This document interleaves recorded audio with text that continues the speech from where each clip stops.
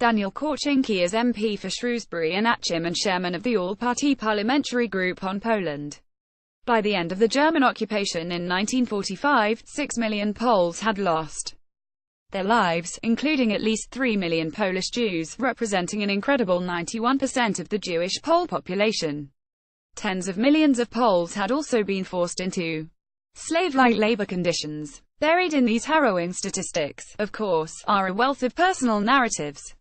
I recall with great sadness the story of Jan Kawczynski, my grandfather's brother, who witnessed the death of his wife and 13-year-old daughter before himself perishing at the hands of the Nazis for the crime of hiding Jewish families. Last month I traveled to an awards ceremony where American, British, Jewish, and Polish elected representatives paid tribute to the humanity and solidarity shown by my family and numerous others to their friends and compatriots in those dark times. Germany has rightly paid compensation to Israel, and to survivors and descendants of many who perished in the Holocaust. However, it has ignored the calls to pay for other atrocities committed on Polish territories.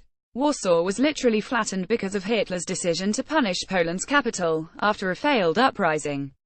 Poland lost the largest proportion of population of any country in the war, 20%, as well as losing 30% of its buildings, 32% of its mines, electrical power, and industry, and up to 35% of its agricultural production.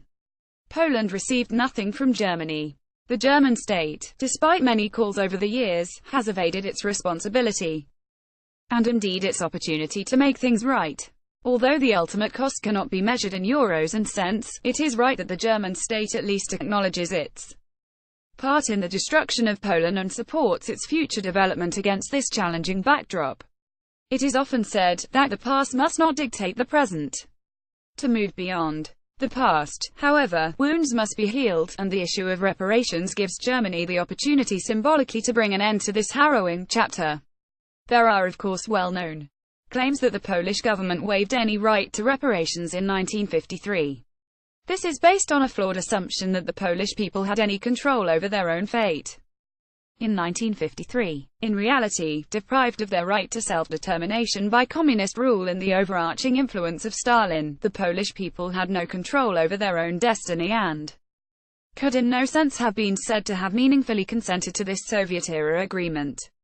Like the people of East Germany, they were denied the right to self-determination, and any agreement to waive reparations should be seen as unconstitutional and invalid. As a British citizen and elected member of Parliament, I believe that the UK should support Poland in its quest for justice on this issue. We must remember that the Yalta Agreement, which saw Poland fall on the wrong side of the Iron Curtain and saw its political system inferior to the Soviet Union's security concerns, was conducted with the consent of the Allied governments. It is time to join forces with the sizable Polish community in the UK and make the case to Germany, and to the EU. Whilst it is Germany from whom the reparations are sought, it is the EU who must give its support and genuine meaning to its declarations of solidarity and equality amongst member states.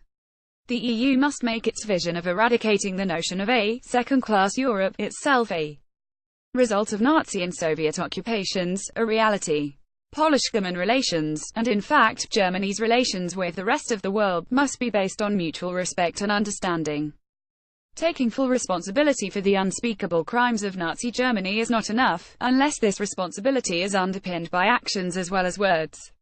The Polish people must not remain quiet for the sake of satisfying the European Union, which fails to protect their rights, or its neighbour who chooses to perpetuate a historical injustice for its own material benefit. If Germany wants to put it behind the horrors of its past with Poland and look to the future, it must address this injustice, and Britain must play our part in supporting Poland to close this chapter.